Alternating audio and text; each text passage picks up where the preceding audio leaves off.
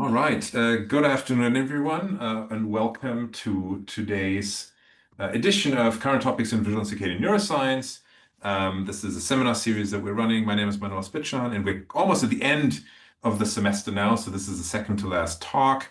Really trying to combine our understanding of vision and the circadian system and photoreception through multiple angles, really trying to get cutting-edge science and inviting speakers. And so it's my great pleasure to introduce today's speaker, Dr. Kathy Manning. She's an associate professor in psychology at the University of Birmingham, and we'll be talking about visual processing and autism from perception to discomfort. So Kathy, thank you for joining, and the floor is all yours.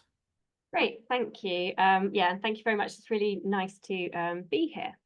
So I'm going to talk about some of the work I've done in visual processing in autistic people. I'm going to start off by talking a little bit more broadly about sensory processing, because that's where I've kind of started with this and how I've got interested in this. So what do we know about sensory processing in autism, with vision being part of this? So sensory processing differences are part of the diagnostic criteria for autism now. So autistic people often have either increased responses to sensory information. So for example, that might be being very sensitive to flickering or fluorescent lights. Autistic people can also have under responsivity, so maybe not noticing certain parts of the environment, maybe not noticing pain. And they can also show sensory seeking. So maybe if you look at this little girl, she's maybe looking at something very carefully. It could be maybe a moving washing machine or something. And she's really enjoying sort of seeking it out and getting the input from it. And part of the diagnostic criterion, it's also very common. So almost all autistic people have some kinds of sensory processing differences. And it's also been shown how impactful it is. So sensory processing differences can really affect autistic people's everyday lives. Sensory experiences can be enjoyable, but they can also be quite disabling, particularly if you've got sort of overwhelming responses to sensory input. But there's still a lot that we don't know. And actually, because of these things I've just mentioned, it being so important, autistic community have told us that they would like sensory processing to be better understood. And yet we still don't really have a very good understanding of why sensory processing differences occur. And also, we don't really know about how similar sensory processing is across different conditions. So is sensory processing affected similarly in autism as, say, in ADHD or migraineurs? So there's much more work that needs to be done there to understand sort of how comparable across conditions sensory processing is. And before setting your hopes up too high, I'm not going to answer these questions, but I'm going to try and hopefully present some data that gets us a little bit closer to understanding these things. So what I'm planning to do is I'm going to talk about two projects that I've already completed. And then I'm going to go into sort of explaining how it's led to my current work that I'm working on now. So the first is actually, I was actually realizing it was probably when I first met Manuel, was when I was working on this project back in Oxford. We wanted to look at the different processing stages that are involved in visual processing, and to see which processing stages might be affected in autistic children. But I've also got some data where we've looked at dyslexic children as well, so we can do some cross-syndrome comparisons, and also some work with autistic adults. And this was actually a 4-year Henry Wellcome Fellowship, which was meant to be finished. So I started it in 2017, so it should have been finished in 2021, but I'm only just finishing it now, with the main reasons being 2 children that came on the scene, but also COVID. And the interaction between those 2 factors mean that I feel like I've had a lot of extensions, and I've only just kind of finished this project and starting to sort of wrap up all of the results. So it's a good time to talk about it anyway. I'm then also going to talk about something that's going to be quite a gear change, really, some qualitative work which we've done into understanding autistic adults' lived experiences of sensory processing in public spaces. And the kind of overall takeaway for me is that the perceptual tasks that I've sort of spent so long trying to better understand are not necessarily capturing the real world sensory processing challenges for autistic people. So I'm then going to talk about a new project which we've started now, where we try and bring these kind of two areas together. So having started off by talking about sensory processing more generally, I'm going to focus on vision, which I know is what we're all here for in this seminar series. So why the focus on vision? Well, partly it's because the visual system is pretty well understood, particularly for some of the methods that I'm going to talk about soon. But also we do know that that there are visual differences in autistic people. So these are both in terms of everyday differences. So differences in visual experiences can lead to distraction, fatigue, stress, and also get in the way of day-to-day activities like going to the supermarket, for example.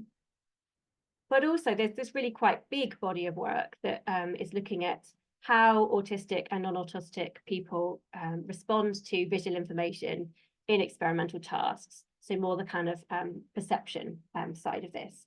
And so I've just presented some reviews there. There's a lot of work in this area.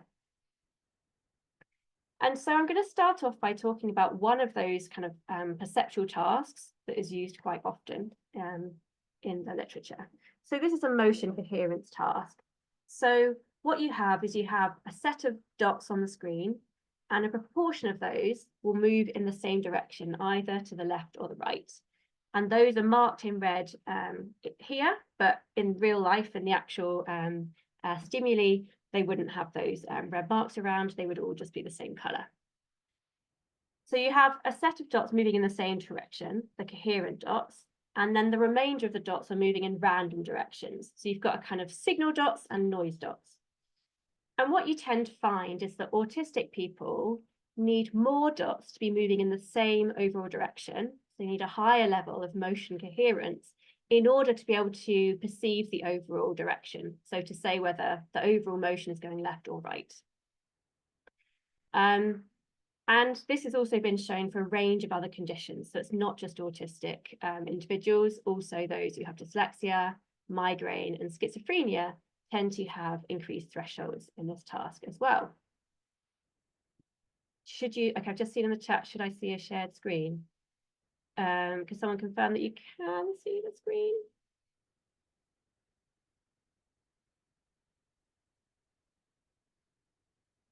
Manuel, can you just confirm if we can? Okay, other people can see it. Okay, great, thank you. It might just need, you might need to sort out your viewing settings or something. Okay, so this has often been, when we think about autism, this has often been concluded that autistic people are focusing on details. So they're not able to combine information over space and time in order to see the overall motion. But we then presented a slightly different task where we suggest that that's not the case. So in this slightly different task, you don't have a separate set of signal dots and noise dots.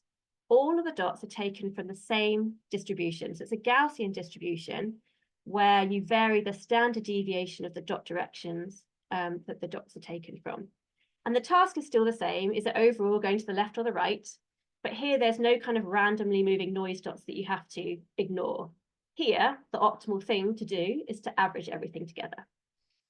And to our surprise, we actually found that in this task, autistic children actually showed increased sensitivity.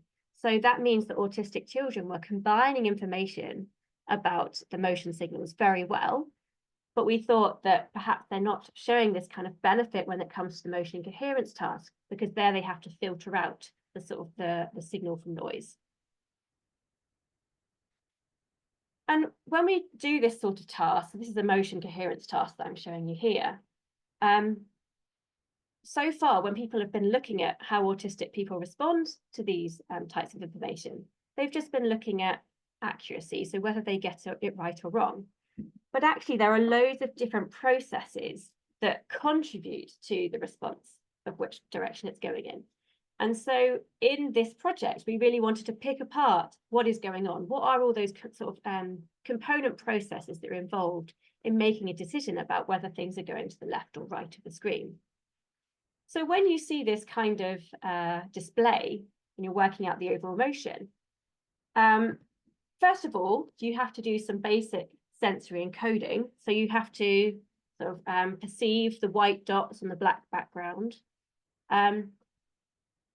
But you can't just make your decision straight away. So you have to combine what you're seeing now with what you've seen in the past to kind of accumulate evidence for which direction it might be going in. And then once you have accumulated enough evidence, you have to make a decision. And then once you've made a decision, you have to make a response. So that might be pressing, this arrow or that arrow to say which direction it's going in.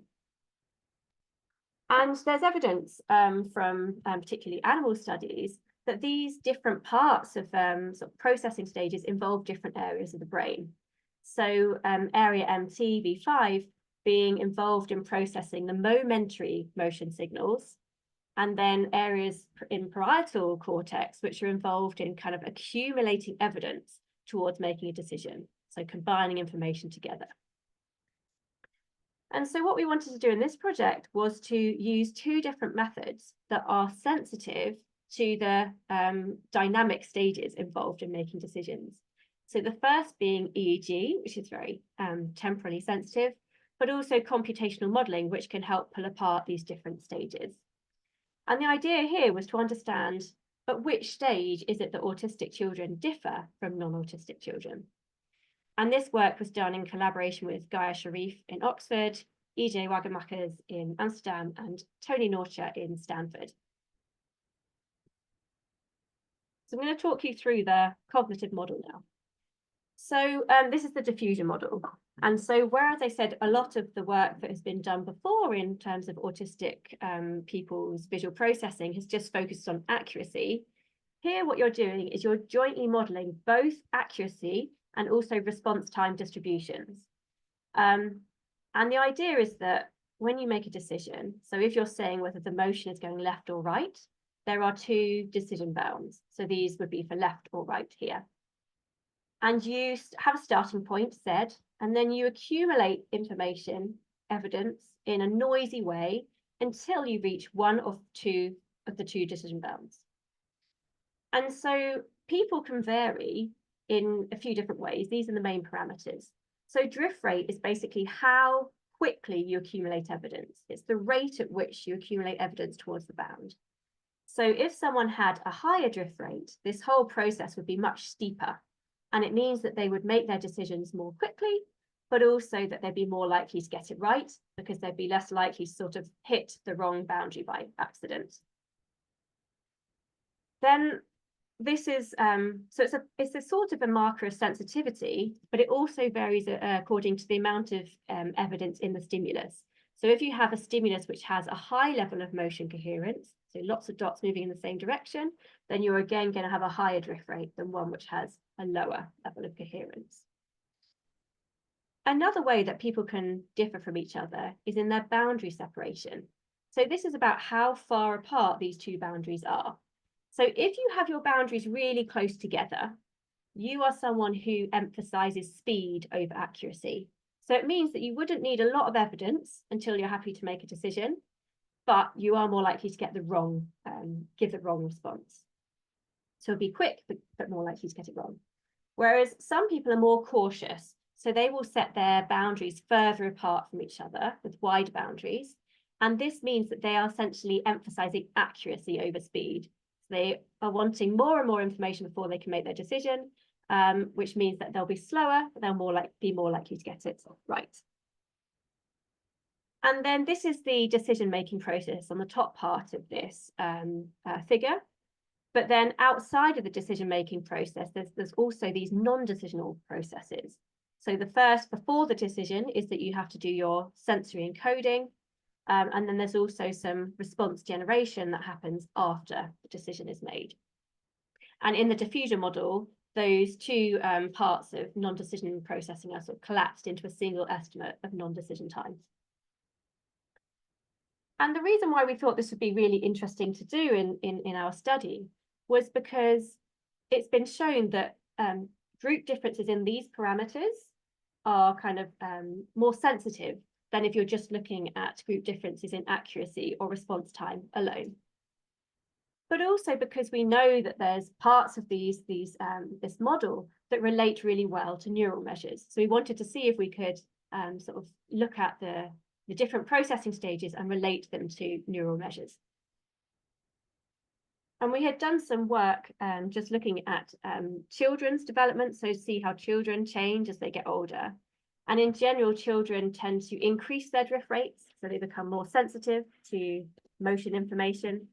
But they also reduce their boundaries. So they tend to they start off very cautious, they become less cautious as they get older, and non-decision times also reduce. We also, when we were looking at this in our typically developing children, found that there was this activity in the brain that mapped on to the drift rate in the model. So what we're doing here is we're doing something called reliable components analysis. I'm not going to get into the details of it now, happy to take questions, but essentially it's a little bit like a principal components analysis, but what you're trying to do is maximize the trial by trial reliability. So it's essentially a little bit like an ERP of finding activity that's reproducible from trial to trial. And what you get is you get a set of electrode weights, which is what I'm showing on the top here, where red is kind of like more activity. And then what I'm showing you underneath is the component waveform. So this is basically the activity averaged across all electrodes in a weighted way. So this component was the most reliable component from reliable components analysis. And you've got maximal activity in the center of the head over centroparietal electrodes. And what you find is that if, so 0 milliseconds is when the response was made. So when people make a response, that's at 0 milliseconds. Before people make a response, you find that there's this build-up of activity until they make a response. And this has been previously linked to kind of decision-making activity.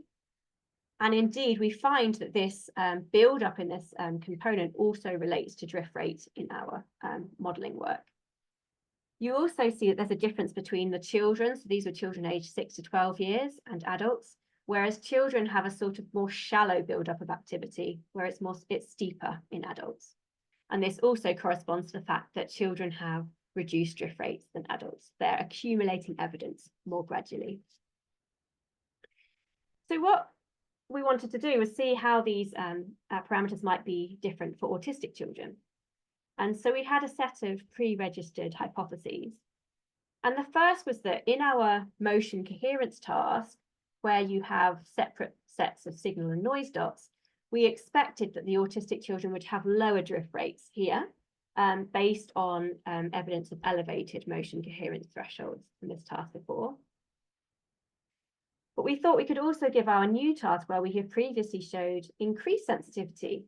And so here we expected to see higher drift rates in this task. There's also been some work showing that autistic people tend to have wider response boundaries. So that basically means that they are being more cautious. They have a preference for accuracy over speed.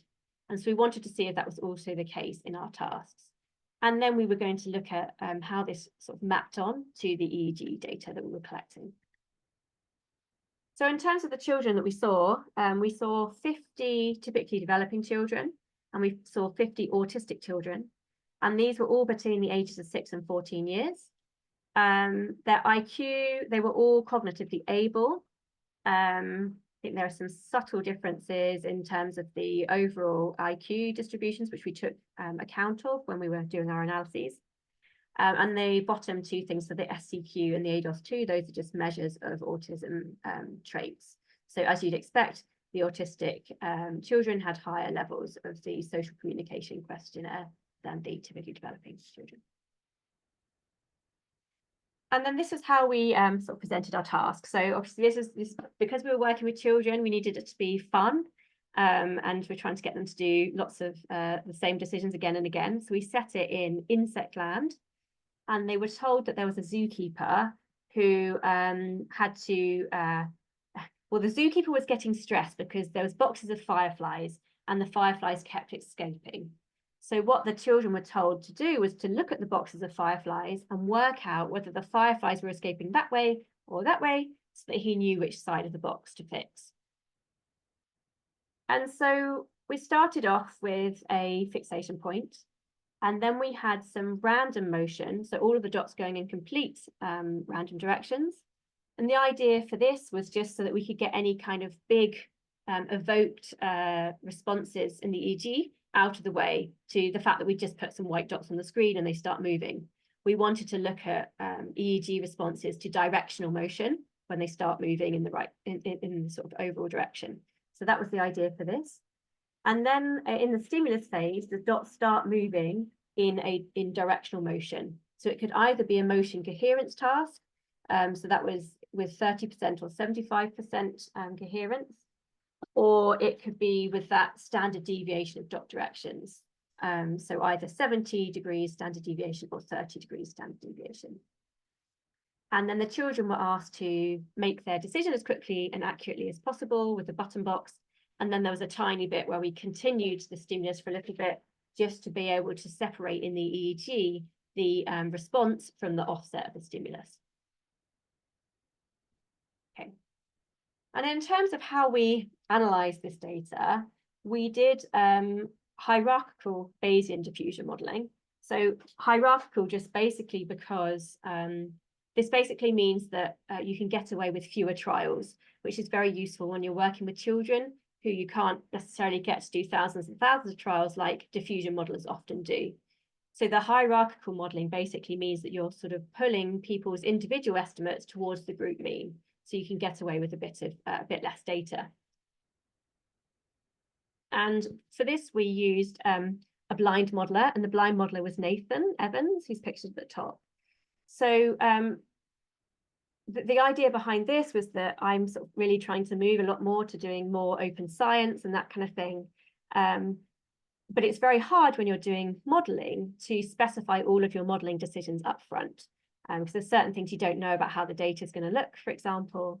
So the beauty of this is that I took the data set after we collected the data, scrambled up the group membership, sent it to Nathan. He made all of the modeling decisions without being able to be biased by the hypotheses that we were testing. Then he sent it back to me to unblind. And it was also had the lovely sort of side effect of the fact that I didn't have to do the modeling myself, which was also quite nice. And so we also had our 128 channel EEG data. So we used reliable components analysis, as I previously described. And this was also done in collaboration with Cam Hassel and Lawrence Hunt. And then we had some models where we were jointly modeling both the behavioral responses and the EEG to see how they were linked in the model. So first of all, I'm just going to show you the accuracy and the response time distributions for the autistic children in orange and then the typically developing children in grey. For the motion coherence task at the top and then our direction integration task at the bottom. And I think basically what you can see overall is that the groups are very similar. Autistic children and the typically developing children are performing very similarly, both in terms of their median reaction times and their accuracy in both tasks. So this was a bit of a surprise, but we thought, well, maybe if we are using our modeling, which is more sensitive to group differences, we might find some group differences here. But that also wasn't the case. So what I'm showing you here are the prior distributions for the Bayesian modeling in blue, and then the posterior distribution in purple, which is overlaid on the top. And if there's a group difference, then you will see that the posterior distribution is shifted. And if it's shifted towards the right, that means that the autistic children have higher levels of that value. Whereas if it's shifted to the left, it would be the autistic children have lower values of that parameter. So what you can see is that the autistic children do have slightly higher boundary separation than non-autistic children, in line with our hypothesis, but these differences were not conclusive. So all of our Bayes factors were between 1/3 and 3, which is essentially sort of weak or anecdotal, inconclusive evidence. So no differences essentially between our groups. No clear evidence for group differences. And so why is this the case? Well, one thing that we've kind of considered was the fact that in our task, we were very explicit with children that we wanted them to both be quick and accurate. And so this could be why we maybe didn't find a group difference in boundary separation here. We've also got some follow-up studies where we've been trying to look at that. Like if we maybe don't give such specific instructions, do you find these kind of default differences where autistic children have a preference for being more cautious, but maybe if you tell them exactly to emphasize both things, then they can do that. So we're looking at that. But then more generally, I think, well, why don't we find these group differences in these tasks when we have done before, when we've been looking at psychophysical thresholds? And I think for me that the main point here is that for the modelling and for the EEG, we had to fix two different difficulty levels. And it had to be so that those difficulty levels weren't too hard for the children, but also weren't too easy, because we needed to have a certain amount of errors that was for our modelling. And it's quite hard to get a sort of stimulus levels that kind of are sufficiently difficult, I guess, for everyone. And so I think one possibility is that we haven't sort of driven the systems hard enough, essentially. We haven't gone to the limits of people's sensitivity with this task, which is maybe more where the differences maybe lie. We did, however, have this exploratory finding where the drift rate, so how quickly children accumulated evidence about motion, was related negatively to their hyperactivity and impulsivity. So those who had higher levels of ADHD-related hyperactivity and impulsivity had lower drift rates. And then looking at the EEG, so what I'm showing you here, so this is the most reliable component again, and we fit a slope to that activity before the response. And then here below, I'm just plotting the slopes of those increases in EEG activity. Here we find very little group differences again. So there's no clear differences between the autistic and non-autistic children in their EEG kind of build up. But interestingly as well, in our autistic children, we didn't find a clear relationship between drift rate and EEG slope. And this is unlike what we found in our typically developing children. So whether this means that the EEG is sort of not measuring quite the same thing in autistic children as non, I'm not sure. Or I mean, it's the data were too noisy perhaps to be able to pick up that relationship. So it's something we're sort of thinking about further. I'm just going to do a really quick aside in terms of dyslexic children, because when I started this project, Maggie Snowling was basically saying, oh, it'd be really good if you could also have a look at how dyslexic children do in these tasks. And the reason for this is that, as I mentioned at the start, motion coherence thresholds are also elevated in dyslexic children. And I think also in dyslexia, it's very interesting because it's almost been given a causal role by some people, that there's these differences in magnocellular processing due to the magnocellular hypothesis, which actually causes the reading difficulties experienced by dyslexic readers. So it seemed like quite an interesting thing to look at. Here, you can see that again, so the dyslexic children are in blue and the typically developing children in grey. There are, again, a lot of overlap between the groups, but the dyslexic children do tend to be slightly less accurate overall and slightly slower across both tasks. So you can tell that by the kind of the black dots or the means of the distribution. And then when we did our diffusion modelling, we found that there was conclusive evidence, so base factors above 3, for reduced drift rates in both the motion coherence task and the direction integration task. The other group differences were inconclusive. So this means that across both tasks, the dyslexic children are accumulating evidence more gradually about motion. And it's quite interesting that this is across both tasks as well, because some people have suggested that the challenges that dyslexic people have with motion coherence tasks is purely about noise exclusion, so filtering out the randomly moving noise dots.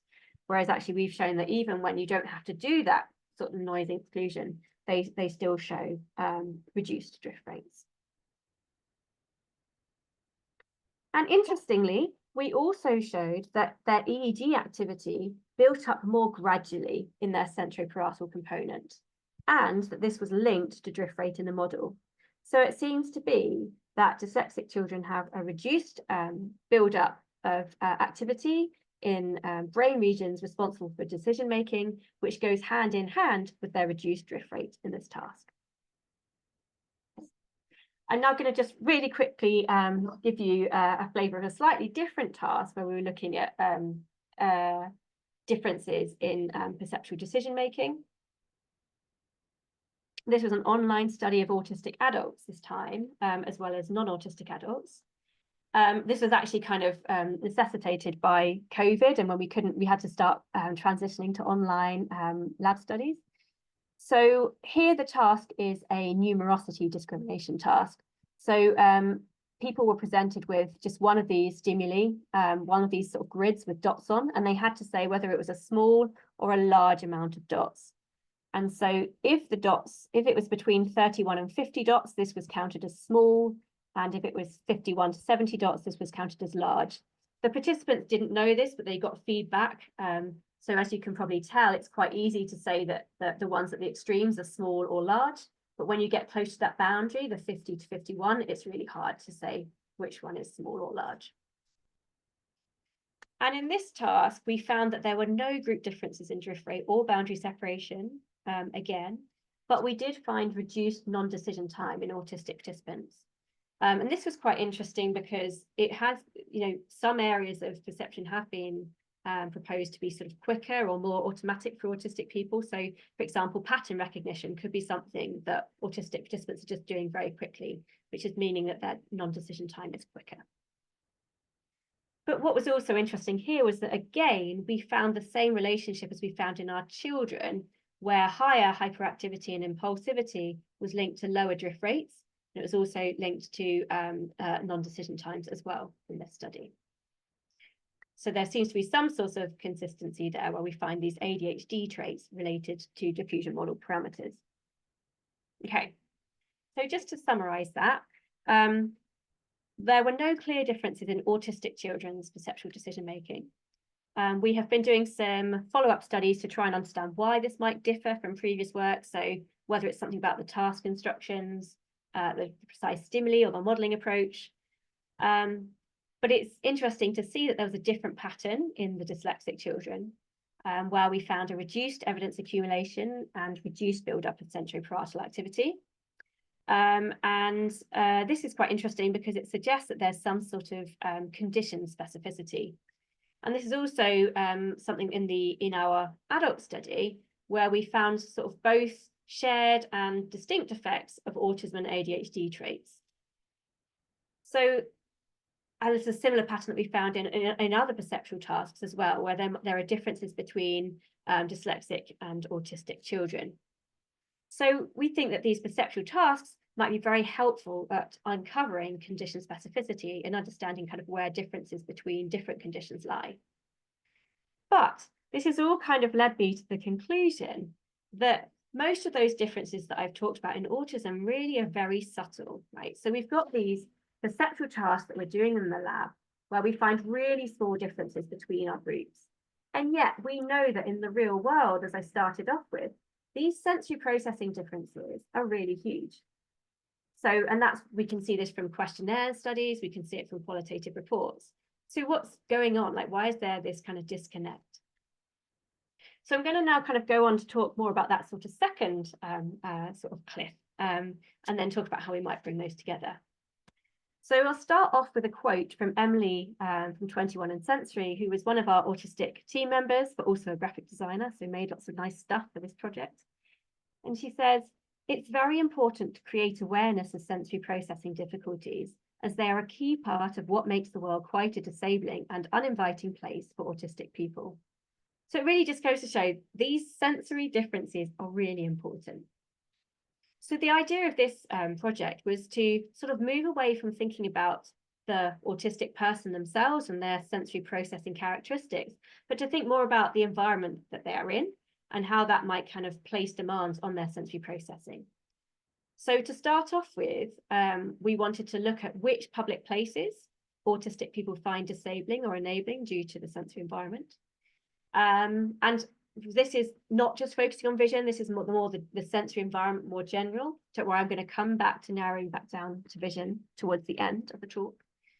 And then to understand why is it that certain environments are more or less disabling, and then to see if we could work with businesses to make public spaces more enabling. So this was done in a participatory framework. So we very much worked with autistic people at all stages of the research. So they were involved in shaping the design, but also interpreting the results. And we spoke with autistic people through online focus groups, either with typed communication or spoken communication. And we first of all did some content analysis to understand which environments were found to be most or least challenging. And then we used reflexive thematic analysis to understand sort of themes for why certain environments might be more or less disabling. So these were the environments that came out as the most challenging. So supermarkets was the one that came out on top, but there was also things like retail, shops, city centres, high streets, eateries like pubs and restaurants, public transport like trains and buses, and healthcare settings like doctors' waiting areas and hospitals. And this is a quote from one of our participants to kind of explain why supermarkets were found to be particularly challenging. My local supermarket, I've gone there for like 7 years and they've never changed the layout. A couple of weeks ago, they completely changed the layout and I went in and I just walked straight out. There's all the things, sensory things in a supermarket, the noises, the air conditioning, the cold fridges, but you can manage that when you know what's coming and it's easier. And then here are some examples of more enabling sensory environments. So outdoor spaces is perhaps not surprising. Some of these might be more surprising because some of them have like really loud and bright sensory environments, but these tended to be a little bit more idiosyncratic and linked to autistic people's interests. So maybe they could say that they could deal with a stadium because they were watching their team play and they knew what to expect, for example. So in terms of why certain environments are more or less disabling than others, we designed with autistic people this representation of what kind of makes an environment more or less disabling. And the idea is that if you're in the middle of this figure, it's a more enabling environment.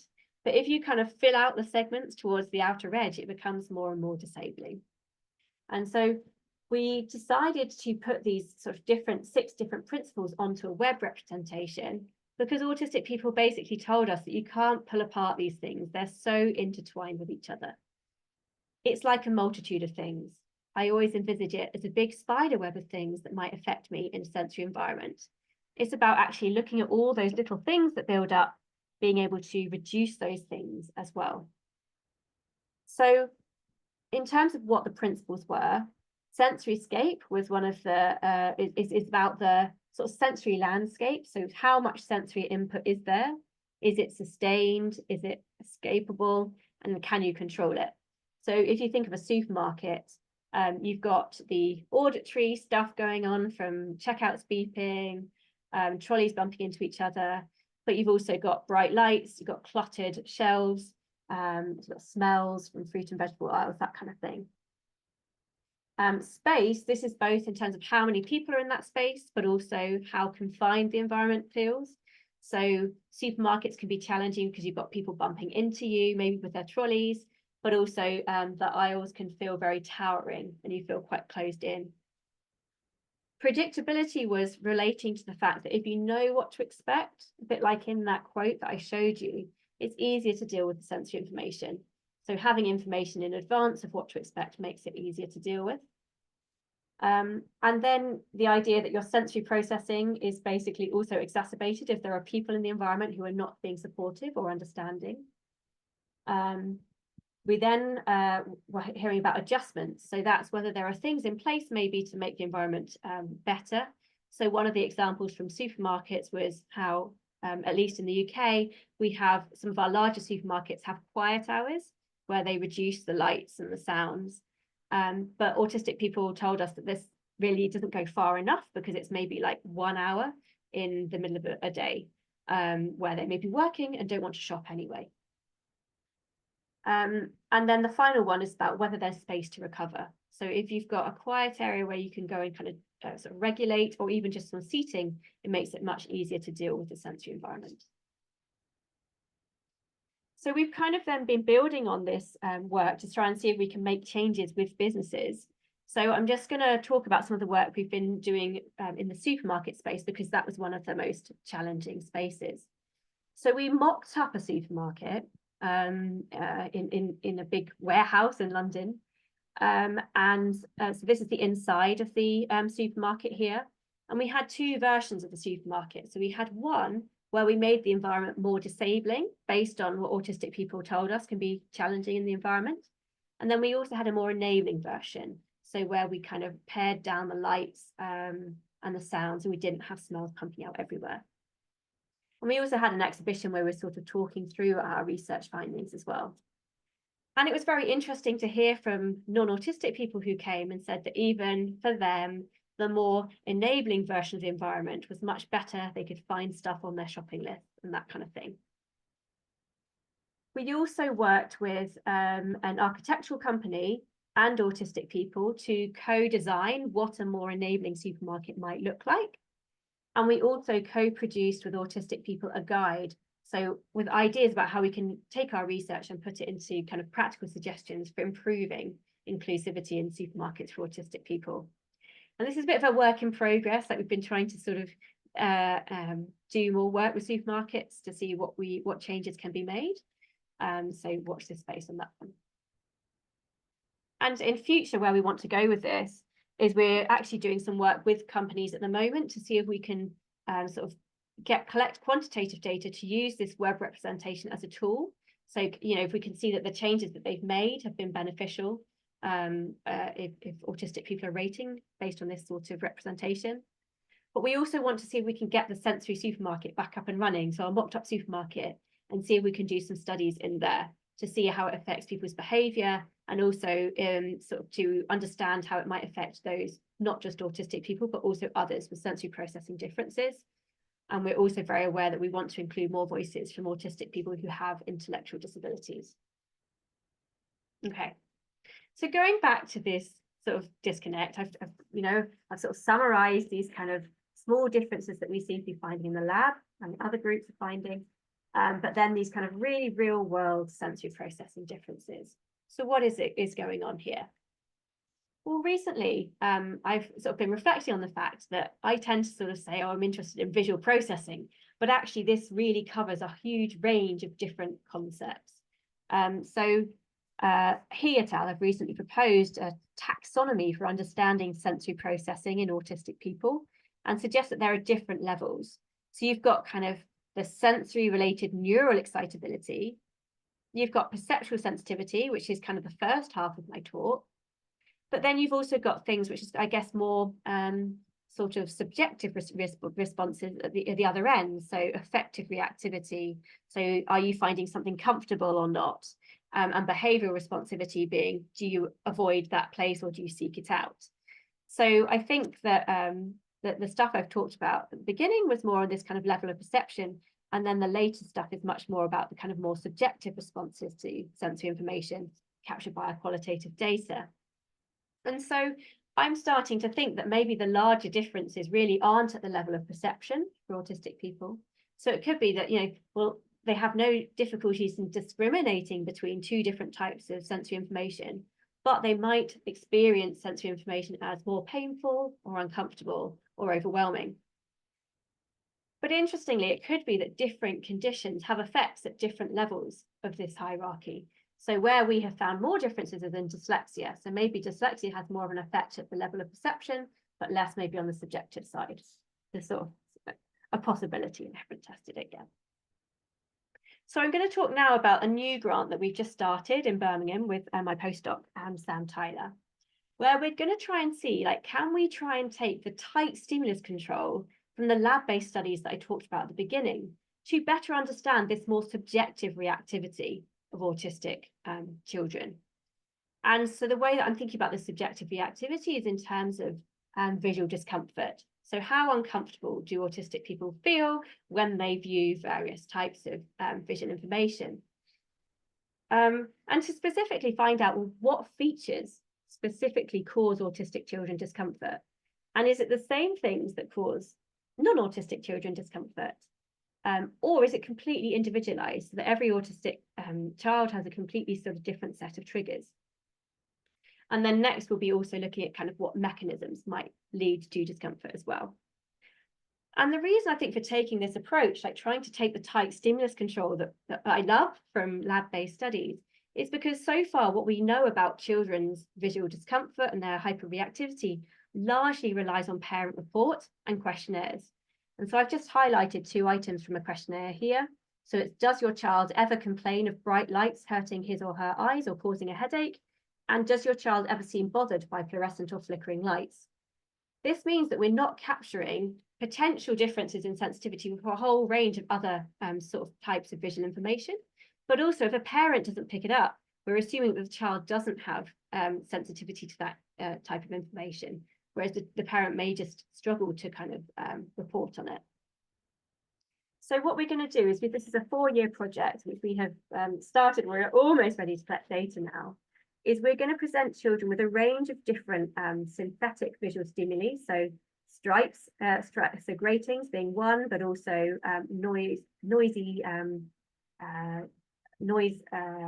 moving noise patterns. And we're going to ask children to rate how comfortable or uncomfortable they are on a thermometer type scale. And this is to try and see if we can pick apart, well, what exact features do autistic children find uncomfortable or comfortable? We're also going to have an online study where we're presenting more natural stimuli to try and see if the things that we uncover in the lab also generalize to more kind of realistic images.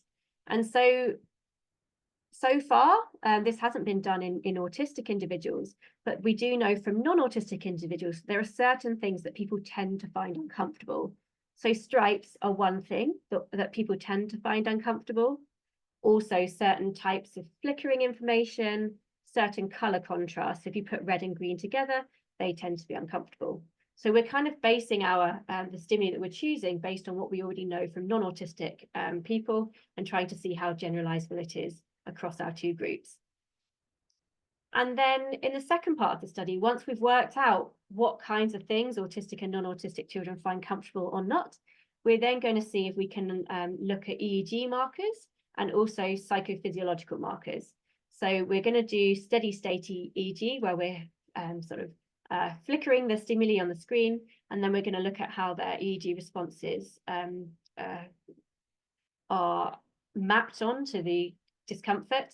And what we're expecting is that those who have higher levels of discomfort, the uncomfortable stimuli, will also have just generally greater excitability, but also that there might be these reduced gain control.